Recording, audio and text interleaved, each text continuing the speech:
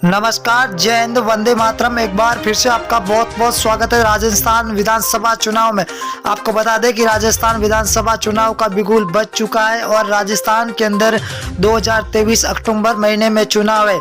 इससे पहले सी voter team noun और फलोदी सट्टा बाजार ने जो महा ओपिनियन पोल घोषित किया है, उस ओपिनियन पोल को देखते हुए सभी पार्टियों की अब की बार नींदें उड़ चुकी है कि अब की बार राजस्थान में किसकी बनेगी सरकार 200 सीटों पर।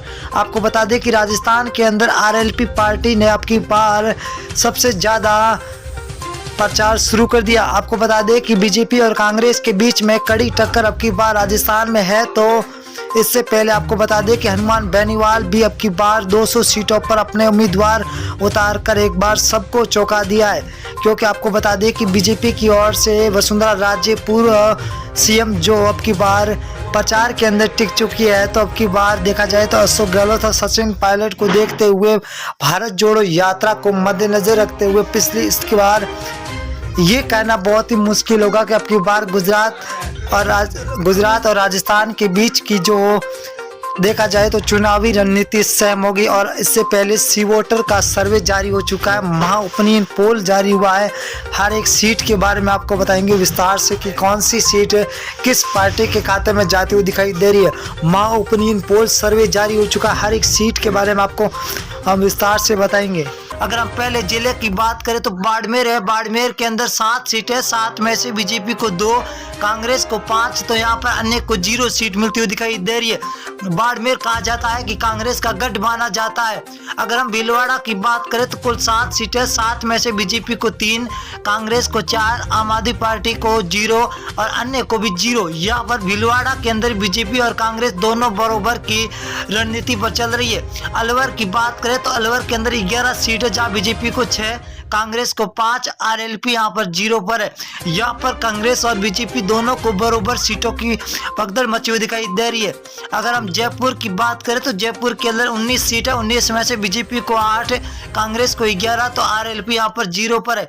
यहाँ पर कांग्रेस बढ़त बनाती हुई दिखाई दे रही है। तो बांसवाड़ा जिले की बात करें तो बांसवाड़ा के अंदर कुल 5 सीटें, 5 में से बीजेपी को 2, कांग्रेस 3 सीटों पर बरकरार नजर आती हुई दिखाई दे रही है। अगले जिले की बात करें तो सिरोही जिला है। कुल 3 सीटें, 3 में से बीजेपी को 1, एनआईसी मतलब कांग्रेस को 2 और आरएलपी यहाँ पर 0 पर है। सिरोही के अंदर कांग्रेस और बीजेपी के बीच में कड़ी टक्कर है। ये है सबसे बड़ा जिला नागौर जिला। नागौर के अंदर 10 सीटें, जहाँ बीजेपी को 3 तो कांग्रेस को 3। यहाँ पर आरएलपी पार्टी हनुमान बेनीवाल 5 सीटों के साथ सबसे आगे चलते हुए दिखाई दे रहे। अगर हम डूंगरगढ़ की बात करें तो डूंगरगढ़ जिले के अंदर कुल 4 सीटें, यहाँ पर बीजेपी को 1 तो कांग्रेस को 3 सीटें मिलती हुई दिखाई दे रही है। आरएलपी यहाँ पर 0 है, यहाँ पर कांग्रेस बढ़त बना रही है। अजमेर की बात करें तो अजमेर की 8 सीटें, 8 में से बीजेपी को 3, कांग्रेस को 5, तो अन्य के खाते में 0 सीट जाती हुई दिखाई दे रही है। अगली विधानसभा क्या रुख करेंगे, बीकानेर है। बीकानेर के अंदर कुल 7 सीटें, 7 में से बीजेपी को 3, कांग्रेस को 3, तो आरएलपी को यहाँ पर 1 सीट मिलती हुई दिखाई दे रही है, जो हॉट सीट मानी जाती है बीकानेर के अंदर। अगर हम 12 जिला की बात करें तो 12 जिले के अंदर कुल 4 सीटें, 4 में से बीजेपी को 1 तो कांग्रेस को 3, आरएलपी यहाँ पर 0 पर है। यहाँ पर कांग्रेस तो सबसे आगे चलती हुई दिखाई दे रही है। अगर हम बात करें भीलवाड़ा की तो कुल 7 सीटें, 7 में से बीजेपी को 3, कांग्रेस को 4, तो आरएलपी 0 पर है। यहाँ पर बीजेपी और कांग्रेस के बीच में सीधी टक्कर होती हुई दिखाई दे रही है। अगर हम भरतपुर की बात करें तो भरतपुर के अंदर कुल 7 सीटें, 7 में से बीजेपी को 2, कांग्रेस 5 सीटों पर है, तो आरएलपी यहाँ पर 0 पर है। कांग्रेस और बीजेपी के बीच में हर जिले के अंदर कड़ी टक्कर देखने को मिलती हुई दिखाई दे रही है। अब की बार राजस्थान के अंदर सीकर की बात करें तो कुल 8 सीटें, जब बीजेपी और कांग्रेस दोनों को 4-4 सीटें मिलती हुई दिखाई दे रही है, तो यहाँ पर आरएलपी 0 पर है।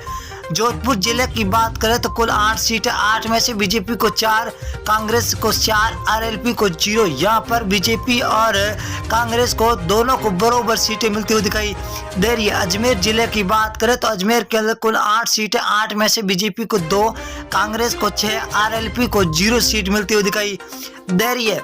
यहाँ पर कांग्रेस भी बढ़त बना रही है तो बीजेपी भी बढ़त बनाती हुई दिखाई दे रही है। अगर हम बूंदी जिले की बात करें तो बूंदी के अंदर कुल 3 सीटें, जहां बीजेपी को 2, कांग्रेस को 1 तो आरएलपी को 0 सीट मिलती हुई दिखाई दे रही है।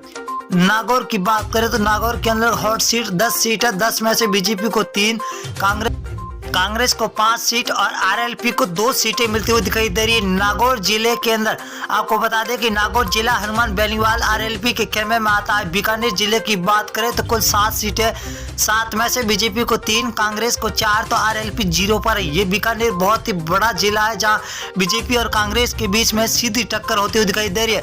धौलपुर की बात करें, धौलपुर 4 सीटें, बीजेपी को 2, कांग्रेस को यहाँ पर 2 तो आरएलपी यहाँ पर 0 सीट मिलती हुई दिखाई दे रही है। अगली विधानसभा बात करें, उदयपुर जिला है तो कुल 8 सीटें, 8 में से बीजेपी को 3, कांग्रेस को 5, यहाँ पर आरएलपी 0 पर है। तो यहाँ पर कांग्रेस और बीजेपी के बीच में